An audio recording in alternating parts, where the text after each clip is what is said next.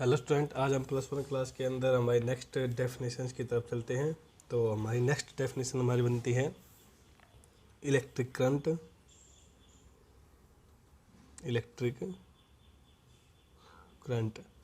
Electric current की definition के हिसाब से हमारी जो इसकी एसआई यूनिट थी एम्पियर, तो 1 एम्पियर के बारे में हम जो इसकी स्टडी करेंगे। किसके बारे में करेंगे?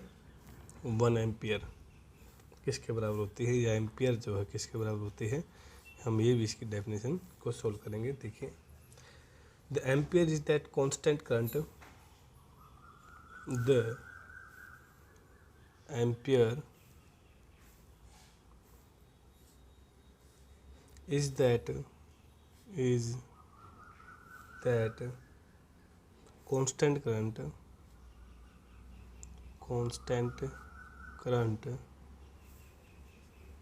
is that constant current which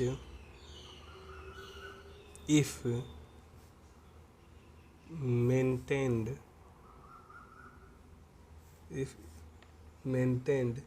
in two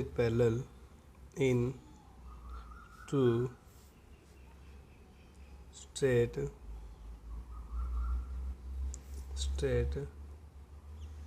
parallel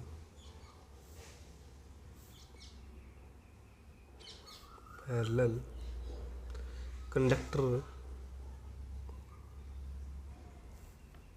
conductor of infinity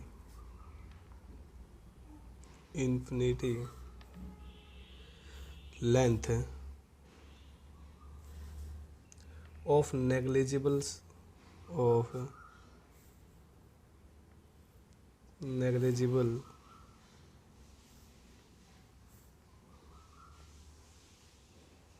negligible circular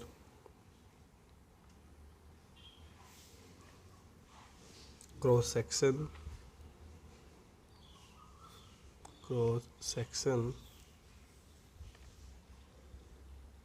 and placed 1 meter apart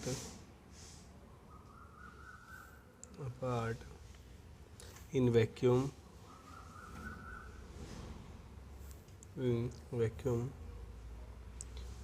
would produce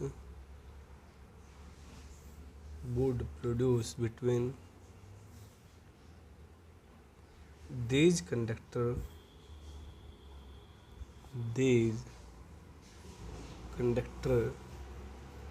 a force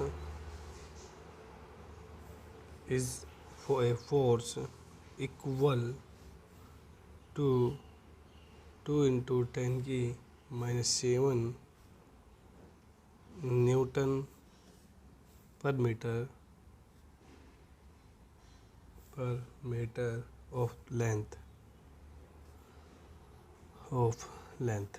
तो इसके अंदर ये आपको क्या समझाता है, ये आपको क्या बताता है? देखिए, the ampere is the constant current. Ampere एक कांस्टेंट करंट होता है which it maintain in 2 state parallel conductor, जो कि हमने उसके अंदर जो करंट होता है उसको हमने जो है 2 पैरेलल कंडक्टर के बीच में मेंटेन करना होता है।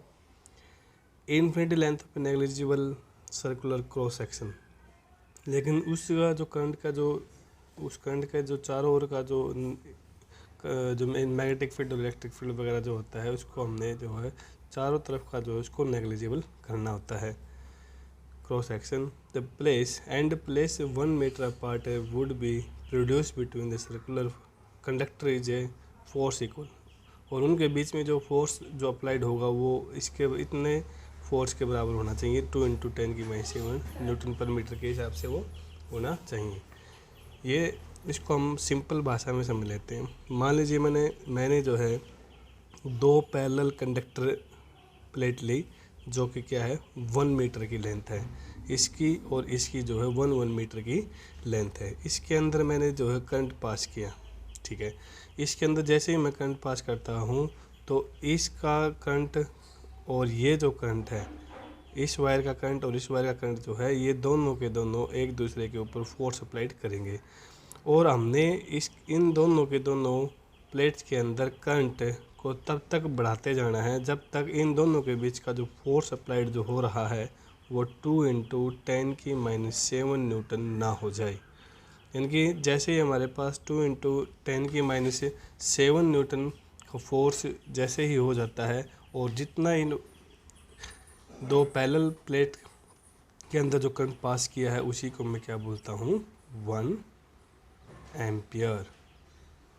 क्या बोलता हूँ उसको, 1 एम्पियर। यानी कि दो पैरेलल प्लेट्स जिनकी लेंथ जो है 1 मीटर ले रखी है, उनके अंदर इतना करंट पास करना कि उनके दोनों के बीच का जो फोर्स है वो 2 × 10⁻⁷ न्यूटन ना हो जाए, तब तक हम इसके अंदर करंट देना है। या फिर उतना वो करंट जिस पे इतना फोर्स अप्लाइड हो जाए वही हमारा क्या होता है, 1 एम्पियर कहलाता है। तो ये थी हमारे पास 1 एम्पियर की डेफिनेशन और उसका एक्सप्लेनेशन, किस प्रकार से हम इसको याद कर सकते हैं। तो हमारे पास नेक्स्ट जो हमारे पास डेफिनेशन बनेगी वो हम बताएंगे केल्विन के बारे में। वो हम किसके बारे में करेंगे, केल्विन। तो ये केल्विन किसके बराबर होता है उसके बारे में स्टडी करते हैं। केल्विन की डेफिनेशन के हिसाब से हम क्या करते हैं, देखिए, the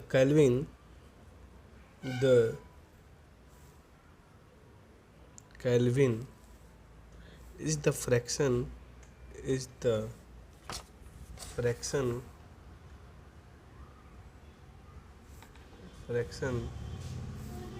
1/273.16 of the thermodynamic temperature of the thermodynamic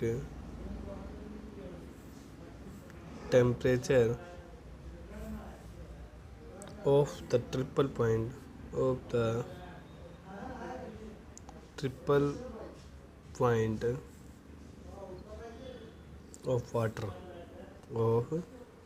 water। देखिए, इस डेफिनेशन को समझने के लिए हमने कुछ एक चीज़ों का पता होना चाहिए। सबसे पहले तो हमें इस बात का पता होना चाहिए कि थर्मोडायनेमिक टेम्परेचर क्या होता है।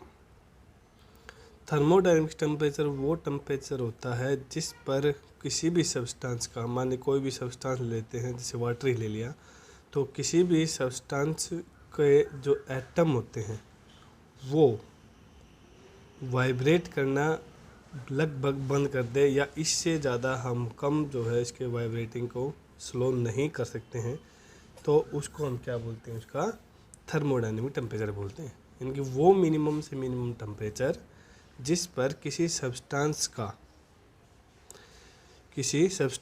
के एटम्स की जो वाइब्रेटिंग है उसको हम बिल्कुल से बिल्कुल स्लो कर सकें, उससे ज़्यादा हम स्लो ना कर सकें, तो उस मिनिमम टेम्परेचर को हम क्या बोलते हैं, थर्मोडायनेमिक टेम्परेचर बोलते हैं। फिर हमें पता होना चाहिए कि ट्रिपल पॉइंट क्या होता है, ट्रिपल पॉइंट ऑफ वाटर क्या होता है। तो triple point of the water का मतलब क्या होता है कि वह स्टेज जिसके ऊपर वाटर के तीनों स्टेज जो है उस टेम्परेचर पर कॉन्स्टेंटली रहे, यानी कि उस टेम्परेचर के बाद में उनको हम चेंज कर सके, जिसे वाटर का जो ट्रिपल पॉइंट जो होता है हमारे पास वो 0 डिग्री सेल्सियस के ऊपर जो वो एक बर्फ़ में जो कन्वर्ट हो जाता है, उसी टाइम पर वो वेपराइजेशन में भी रहता है, और जैसे ही उसको थोड़ा सा भी चेंज करते हैं तो वो लिक्विड फॉर्म में जो है कन्वर्ट भी हो जाता है। तो इस प्रकार से हम किसी भी पॉइंट का जो है ट्रिपल पॉइंट निकालते हैं। तो वाटर का जो ट्रिपल पॉइंट के हिसाब से अगर हम बात करें तो उसकी जो वैल्यू जो होती है, वैसे तो 0 डिग्री माने 0 केल्विन जो है वो हमारा बराबर किसके होता है, -273.15 सेल्सियस के बराबर, डिग्री सेल्सियस के बराबर होता है। तो इसी हिसाब से अगर हम बात करें कि वाटर का जो ट्रिपल पॉइंट है, क्योंकि मैंने आपको बताया कि थोड़ा सा टेम्परेचर अगर हम इंक्रीज करते हैं, यानी कि 0.01 डिग्री सेल्सियस टेम्परेचर अगर हम इंक्रीज करते हैं, किसका, वाटर का, क्योंकि वाटर जो है 0 डिग्री सेल्सियस के ऊपर जो बिल्कुल सॉलिड फॉर्म में हो जाता है। तो इस हिसाब से अगर हम 0.01 डिग्री सेल्सियस अगर टेम्परेचर बढ़ाते हैं तब इसका जो एक ट्रिपल पॉइंट ट्रिपल पॉइंट बनता है किसका, वाटर का। तो इस चीज़ को अगर हम इसके अंदर ऐड करें तो हम इसको रिवर्स में अगर देखना चाहें तो हम क्या कर सकते हैं कि 0 केल्विन हमारे पास बराबर होता है -273.15। अगर वाटर के हिसाब से लें तो 0 केल्विन किसके बराबर होगा, माइनस का 273.16 डिग्री सेल्सियस आएगा। किसका आएगा ये, वाटर का ट्रिपल पॉइंट होगा ये, ठीक है। तो अगर अब हमने ये है हमारे पास कितना है 0 केल्विन, लेकिन हमने किसका निकालना है, केल्विन में 1 केल्विन का निकालना है। मान लीजिए आपके पास में कोई एक स्केल है, ठीक है। ये जो स्केल है ये है एक 273.16 डिग्री सेल्सियस के हिसाब से है। तो ये यहाँ पर आपका 0 केल्विन है और यहाँ पर आपका मैक्सिमम केल्विन पे आएगा। तो इसका हम अगर हम इसके अंदर सेल्सियस के हिसाब से अगर वैल्यू निकालना चाहें तो क्या आएगा कि इसको हमने इस प्रकार से तोड़ना पड़ेगा कि 1 केल्विन, 2 केल्विन, 3 केल्विन, इस प्रकार से हमने जो है 273 केल्विन बराबर होगा क्या, इसको रिवर्स में कर लेंगे तो यानी कि हम क्या करेंगे, 1 केल्विन किसके बराबर होगा, हम इस प्रकार से लिखेंगे कि 1 केल्विन जो है 0 केल्विन जो हमारा इतना का बराबर है, ठीक है। या फिर हम ये भी तो कह सकते हैं कि इसको हम ये भी तो कह सकते हैं कि 1 डिग्री सेल्सियस जो किसके बराबर होगा, 273.15 सेल्सियस के बराबर होगा। और वाटर के हिसाब से 0 डिग्री सेल्सियस किसके बराबर होगा, 273.15 डिग्री सेल्सियस के। अगर हम बात करें कि 1 केल्विन किसके बराबर होगा, तो 1 केल्विन को हम क्या करेंगे, इसको डिवाइडिंग में करेंगे in triple point of water के हिसाब से। तो 1 / माइनस का 273.16, लेकिन हमने जो इसको सेल्सियस के हिसाब से इसको कन्वर्ट कर दिया है, तो सेल्सियस के हिसाब से कन्वर्ट करेंगे तो हम इसको क्या करेंगे, प्लस में रखेंगे। तो 1/273.16 ये हमारा क्या होगा, एक कॉन्स्टेंटली टेम्परेचर रहता है किसका, 1 केल्विन का। तो मतलब the kelvin is the fraction 1/273.16 of the thermodynamic temperature of A triple point of water. यानी कि वाटर का triple point of A water का जो थर्मोडायनेमिक टेम्परेचर है उसका 1/273.16 व भाग जो हो हमारा क्या कहलाएगा, 1 केल्विन कहलाता है। तो ये हमारे पास 1 केल्विन की पूरी स्टैटिक्स बनती है। तो आई होप आपको ये समझ में आया होगा। नेक्स्ट हम अपनी डेफिनेशन की तरफ चलते हैं, वो है मोल। मोल की डेफिनेशन को हम देखते हैं, मोल क्या होता है। मोल, इसकी डेफिनेशन लिखते हैं, the mole is the amount of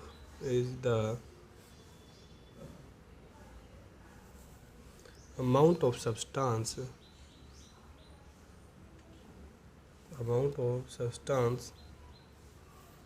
of a system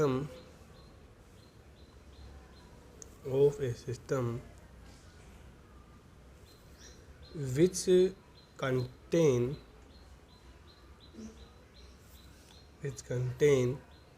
as many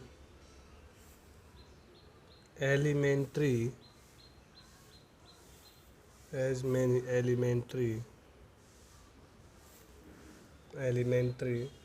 entities as there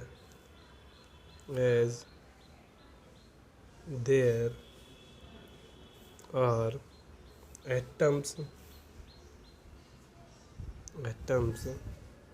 in 0.012 kilogram, या फिर इसको हम कह सकते हैं 12 ग्राम ऑफ कार्बन 12। यानी कि इसके अंदर ये क्या बताता है आपको कि हमने जो है एक कार्बन 12 का एक एलिमेंट लिया, कार्बन 12 के एलिमेंट का 12 ग्राम हिस्सा लिया और उसको हमने जो है बहुत ही ज़्यादा छोटे छोटे टुकड़ों में उसको बांट दिया। इतने छोटे टुकड़े में बांटा कि हम उसके और ज़्यादा टुकड़े ना कर सकें, यानी कि उसके अंदर जो है एटम्स कितने होंगे वो हमने यहाँ पर हमने उनको निकाल लिया। तो यानी कि 12 ग्राम ऑफ कार्बन 12 क्या कहलाता है आपका, एक मोल कहलाता है। The mole is amount of A substantial system, यानी कि एक मोल की जो अमाउंट है वो किसी एक सब्सटेंस के एक सिस्टम से हमने इसको प्रोवाइड किया, which contain as a many elementary entities in there और एटम इन 0.012 ग्राम या फिर 12 ग्राम ऑफ ए कार्बन 12, यानी कि कार्बन 12 का 12 ग्राम जो है हमने एलिमेंट्री एंटिटीज़ ली, जिसके अंदर इसको हमने और वो छोटे छोटे टुकड़ों के अंदर उसको बांटा, यानी कि वो कितने के बराबर होगा। हमने यहाँ पर एक एवोगैड्रो नंबर को डिफाइन करना होगा, जिसके अंदर 6.022 इंटू 10⁻23 इतने एटम्स जो आपके उसके अंदर से निकलते हैं। किसके अंदर से, 12 ग्राम ऑफ कार्बन 12 को हमने इतने छोटे छोटे टुकड़ों में बांटा कि वो इतने एटम्स में वो जो है टूट जाता है। तो इतनी क्वांटिटीज़ को या फिर ग्राम में अगर लें तो इतना ग्राम, और एटम्स में ले तो इतने एटम्स अगर लेते हैं तो वो हमारा किसके बराबर आता है, 1 मोल के बराबर आता है। नेक्स्ट हमारे पास डेफिनेशन बनती है, वो है कैंडला। क्या होती है, कैंडला की डेफिनेशन को हम समझते हैं, वो देखिए। तो कैंडला को हम समझते हैं, कैंडला में क्या आती है, the candela is the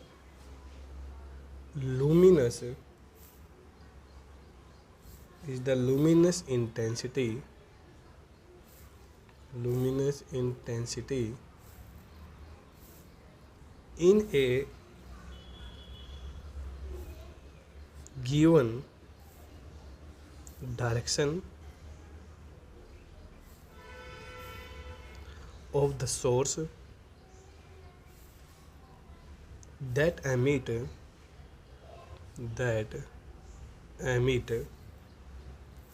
monochromic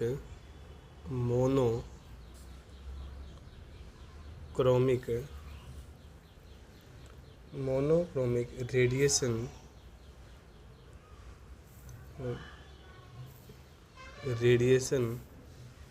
of frequency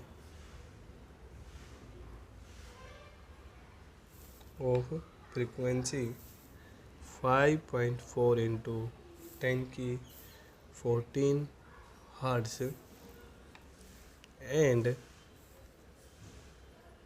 that has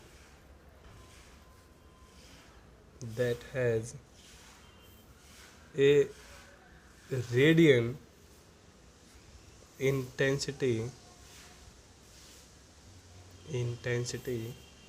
in the direction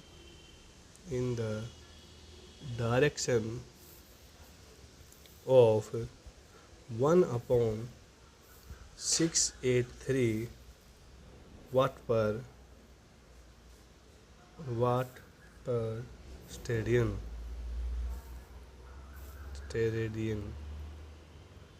तो वो क्या कहलाता है, 1 कैंडला। देखो, सबसे पहले हमने तो ये बात का पता होना चाहिए कि लुमिनस इंटेंसिटी क्या होती है। भाई लुमिनस क्या होती है, लुमिनस का मतलब होता है चमकदार, यानी कि उस कोई भी ऑब्जेक्ट जो हमें चमकदार दिखाई देता है तो उसकी चमक कितनी होगी, हम उसको लुमिनस से हम उसको डिनोट करते हैं। और इंटेंसिटी का मतलब पर के हिसाब से, यानी कि पर पर्टिकुलर एरिया पर के हिसाब से पर। तो यहाँ पर लुमिनस इंटेंसिटी आपको क्या बताता है कि उसकी चमकदार के हिसाब से हमने इसको करना है। तो इन द गिवन डायरेक्शन, यानी कि किसी भी वह ऑब्जेक्ट जिसकी चमक जो है वो हमने लेनी है, उसको हम कैंडला से रिप्रेजेंट करते हैं, जो कि अब गिवन डायरेक्शन हमारे पास कोई भी एक डायरेक्शन होगी। Of the source is emitting monochromic radiation of frequency. तो जो भी सोर्स हमने चमकदार जो सोर्स हमने लिया है तो उससे हमने कुछ एक रेडिएशन जो है वो एमिट करवानी है, यानी कि छुड़वानी है। तो emit the monochromic radiation of frequency, जिसकी फ्रीक्वेंसी कितनी होनी चाहिए, 5.4 गुना 10⁻14 हर्ट्ज, यानी कि जिसकी फ्रीक्वेंसी इतनी होनी चाहिए। तो वो हमारी क्या कहलाएगी, 1 कैंडला कहलाएगी। या and that has a radian intensity of A direction of, यानी कि या फिर स्टेडियन के अगर हिसाब से अगर ले तो 1/683 वाट पर स्टेडियन होनी चाहिए। तो ये हमारा पास क्या कहलाएगा, 1 कैंडला कहलाता है। तो अकॉर्डिंग टू डेफिनेशन हमने इस प्रकार से इसको समझा, लेकिन इसको हम एक सिंपल व्यू के हिसाब से समझ लेते हैं। मान लीजिए सबसे पहले तो आपको एक रेडियन पता होना चाहिए कि रेडियन क्या होता है। वैसे तो हमारे पास नेक्स्ट डेफिनेशन ही क्या कहलाएगी, रेडियन की ही कहलाती है। तो एक बार मैं रेडियन को समझा देता हूँ। जैसे ही हमारे पास रेडियन हमें समझ में आ जाएगा तो रेडियन के समझ में आते ही हमें कैंडला भी जो है समझ में आ जाएगा। कैसे, देखिए, the radian is the angle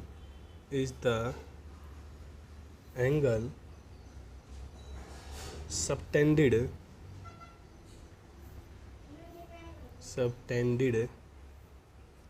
at the center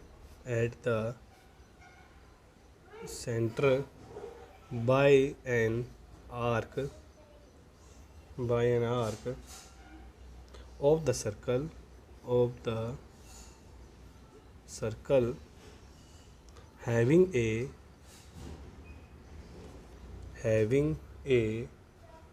length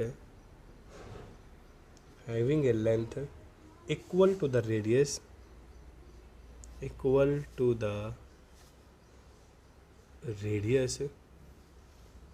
of the circle. All plane angle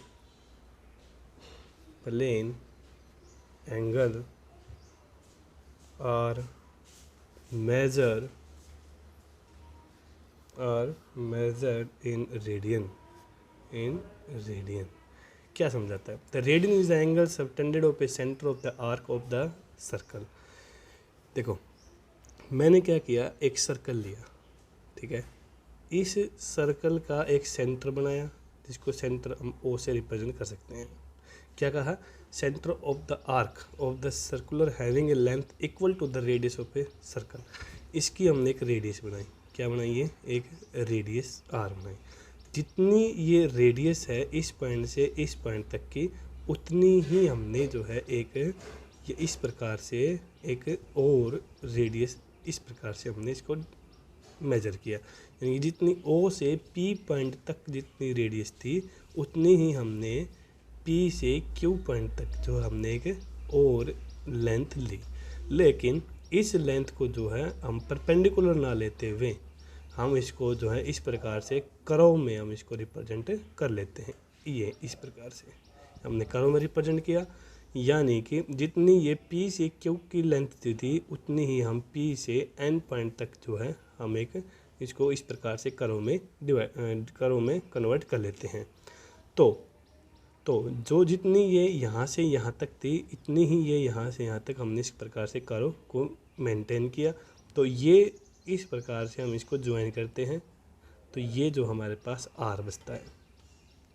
तो रेडियन क्या कहलाता है, जितना एंगल ये हमारे पास बना, ये एंगल जो हमारे पास बना है, थीटा एंगल जो बनता है, ये ही हमारा क्या है कि रेडियन कहलाता है। क्या कहलाता है आपका, रेडियन कहलाता है। क्या कि एक सर्कल लिया जिसका सेंटर ओ है, जिसकी मैंने एक रेडियस ली जिसकी रेडियस आर है, जो कि पी से क्यू तक हमने उतनी ही एक परपेंडिकुलर पे डाल लिया जिसकी जो भी हमारे पास आर ही है। जितनी लेंथ ओ से पी की है उतनी ही लेंथ हमारे पी से क्यू की है। और हमने जो ये लेंथ ली है पी से क्यू को, उसको हमने ये सर्कल के हिसाब से इसको इस प्रकार से कन्वर्ट किया, कर्व में हमने कर लिया। एक आर्क जो हमने बनाई, ये क्या बनाई हमने, एक आर्क बनाई। तो आर्क जैसे ही हम बनाते हैं तो हम इस पॉइंट को इस पॉइंट से मिलाएंगे, ओ को एन से मिलाएंगे, तो ये भी हमारी रेडियस आर ही होगी, क्योंकि ये आर है तो ये भी आर होगी। सर्कल की सभी रेडियस जो है वो सेम होती है।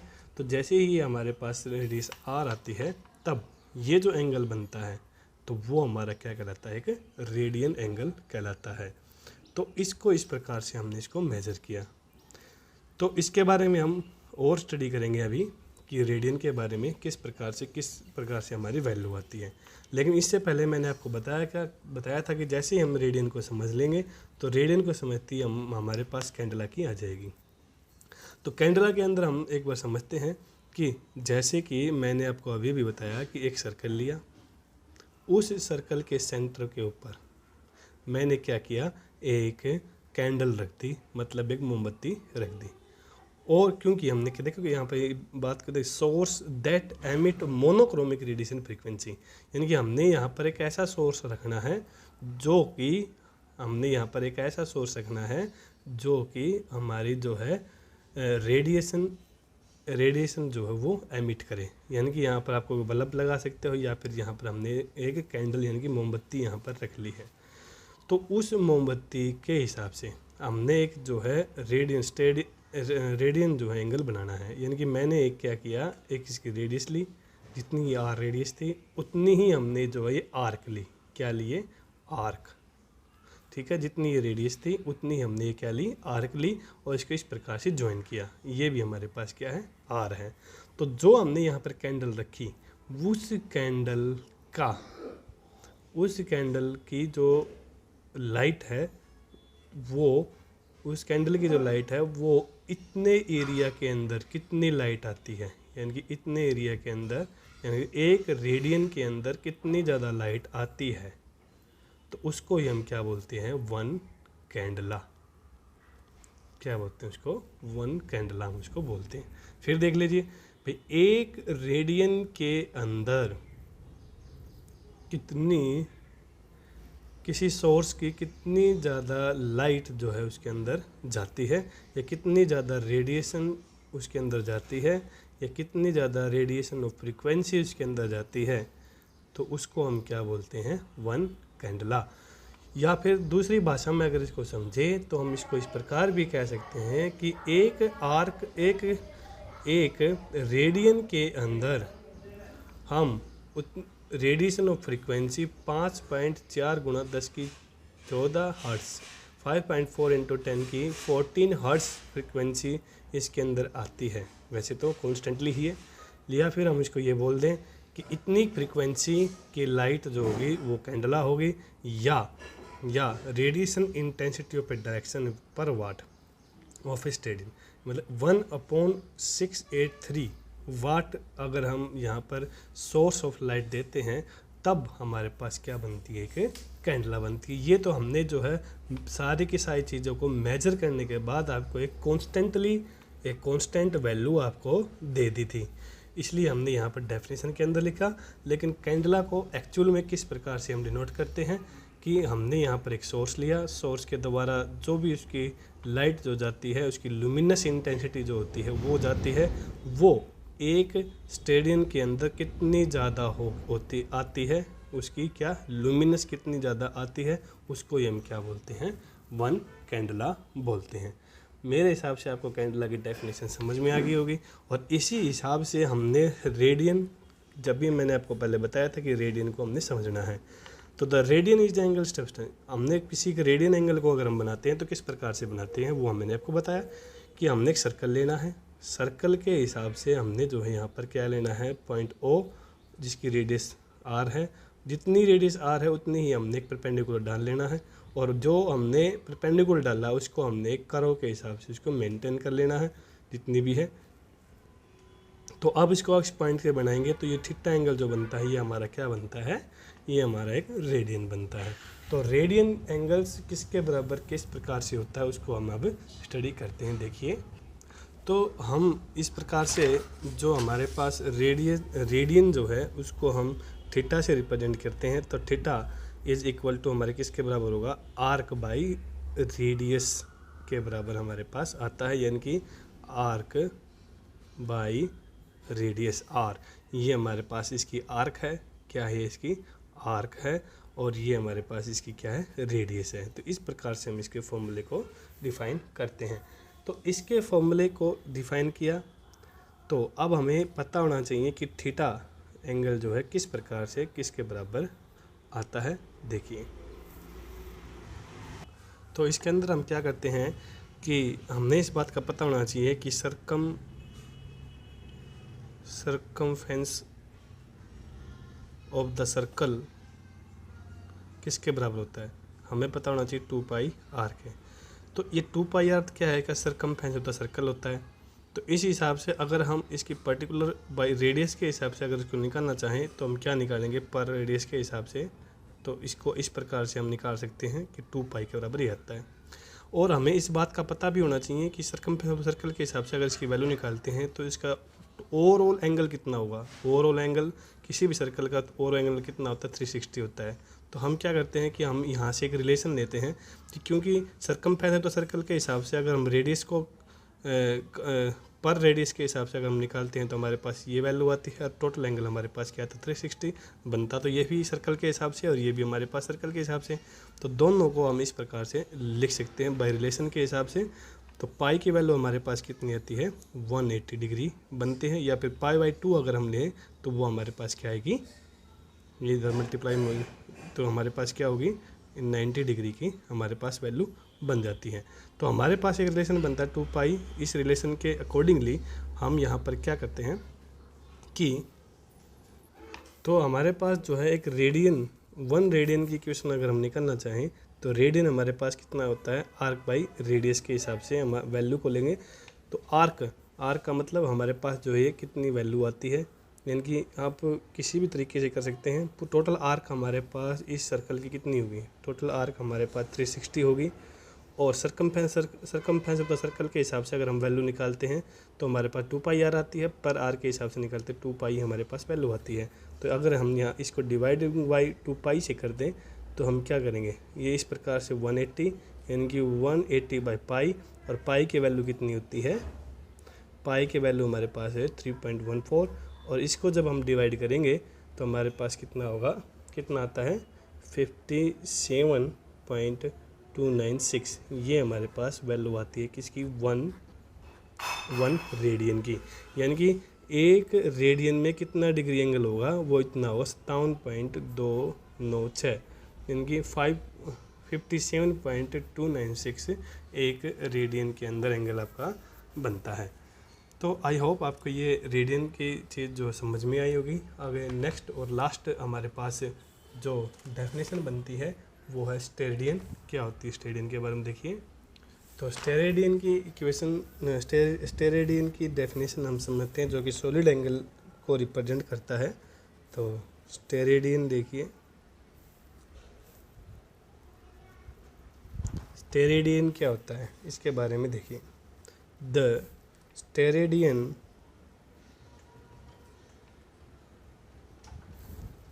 is the solid angle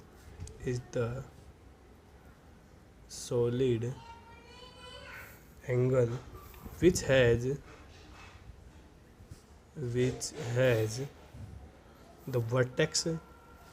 the vertex at the center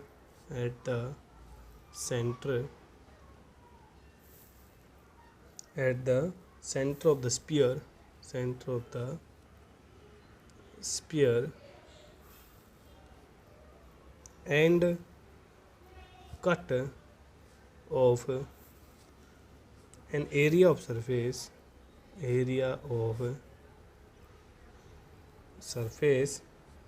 of sphere equal to that of square with side of length equal to the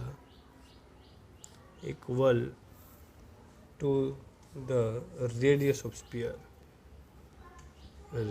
of sphere. तो स्टेरेडियन एंगल जो होता है वो एज ए रेडियन एंगल के हिसाब से हमने यहाँ पर जो इसका वर्क करना होता है। लेकिन वहाँ पर स्टेरेडियन के अंदर हम जो है यहाँ पर एरिया का इस्तेमाल करते हैं, वहाँ पर हमने एक लेंथ का इस्तेमाल किया था। जैसे कि आप सभी ने देखते हैं, देखिए क्या बोलता है। मान लीजिए हमने क्या किया था अभी कि रेडियन के अंदर हमने एक सेंटर लिया, एक रेडियस ली थी।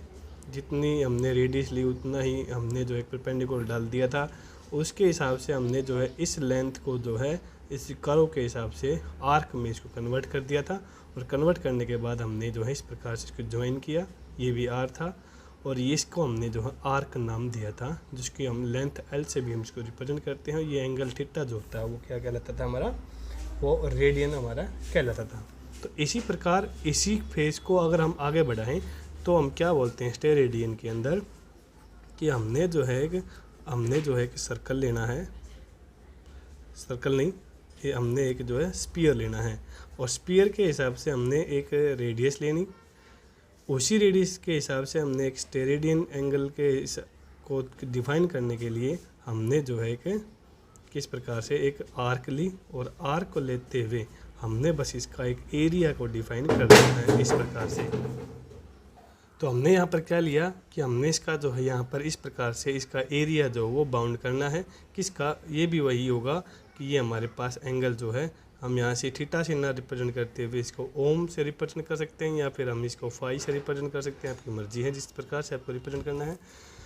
तो ये एज ए स्टेरेडियन के हिसाब से, स्टेरेडियन जो है एज ए हमारे पास रेडियन के हिसाब से ही डिफ़ाइन किया जाता है। रेडियन के अंदर हमने बस यहाँ पर लेंथ ली थी, और स्टेरेडियन के अंदर हमने जो यहाँ पर इसका एरिया को डिफ़ाइन करना होता है। तो एरिया को डिफ़ाइन किया तो यहाँ पर हम इसको फॉर्मूला किस प्रकार से बनाते हैं कि ओम इज इक्वल टू मो is equal to a by r square. ये हमारा क्या होता है, स्टेरेडियन एंगल होता है। ए का मतलब क्या होता है यहाँ पर, ए का मतलब यहाँ पर होता है हमारे पास एरिया है, और यहाँ पर देखिए ये हमने टोटल इसका एरिया डिफाइन किया है एक कोन की तरह, और ये हमारे पास जो रेडियस है ये हमने दोनों रेडियस को डिफाइन किया है, वन रेडियस, और इस प्रकार से इस जो कोन हमने लिया है इसकी रेडियस को भी हमें डिफाइन करते हुए हमें डिफाइन करना है। तो इस प्रकार से हम एरिया के हिसाब से आर स्क्वायर लेते हैं, तो ये हमारे पास क्या होती है, एक स्टेरेडियन एंगल बनता है। तो आई होप आपको ये समझ में आया होगा। जितना भी वर्क आपको करवाया गया है उस सारे वर्क को हमने जो है फेयर कॉपी के अंदर उतारना है और याद करना है। धन्यवाद।